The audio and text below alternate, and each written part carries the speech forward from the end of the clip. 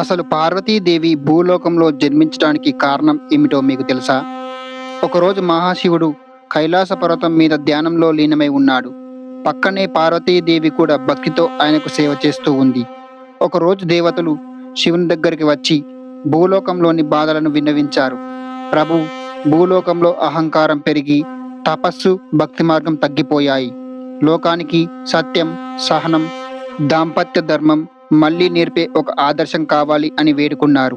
శివుడు చిరునవ్వుతో పార్వతీదేవిని చూసి, పార్వతి, నీవు భూలోకంలో జన్మించి ఒక సాధారణ మానవిగా తపస్సు చేసి నన్ను పొందితే లోకానికి గొప్ప సందేశం అందుతుంది అన్నాడు. ఆ మాట వినగానే పార్వతీదేవి ఆశ్చర్యంతో, ప్రభు, నేను మీ అర్ధాంగిని, మళ్ళీ జన్మ ఎందుకు అని అడిగింది. అప్పుడు శివుడు పార్వతీదేవితో, దేవతగా నీవు నన్ను పొందటం వేరు, కానీ మానవ జన్మలో కష్టాలు, విరాహాలు, తపస్సు ద్వారా నన్ను పొందితే భక్తి అంటే ఏమిటో, శ్రీశక్తి ఎంత గొప్పదో భూలోకానికి తెలుస్తుంది అని అంటాడు. అప్పుడు పార్వతీదేవి శివుని యొక్క మాటలను అర్థం చేసుకుని ఇది లోక కళ్యాణానికి ఇచ్చిన అవకాశం అని భావించి, అలా పార్వతీదేవి భూలోకంలో హిమవంతుని కుమార్తెగా ఉమాదేవిగా జన్మిస్తుంది.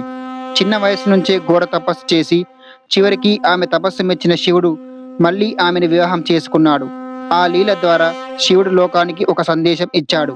అది ఏమిటి అంటే, నిజమైన ప్రేమ త్యాగంలో పుడుతుంది, భక్తి తపస్సుతో పరిపక్వమవుతుంది, శ్రీశక్తి లోకాన్ని మార్చగలదు. అందుకే పరమశివుడు పార్వతిని భూలోకంలో జన్మించమని చెప్పాడు, లోకానికి మార్గదర్శకంగా నిలవాలనే ఉద్దేశంతో. ఈ వీడియో కనుక మీకు నచ్చినట్లయితే ఓం నమ శివాయ అని కామెంట్ చెయ్యండి.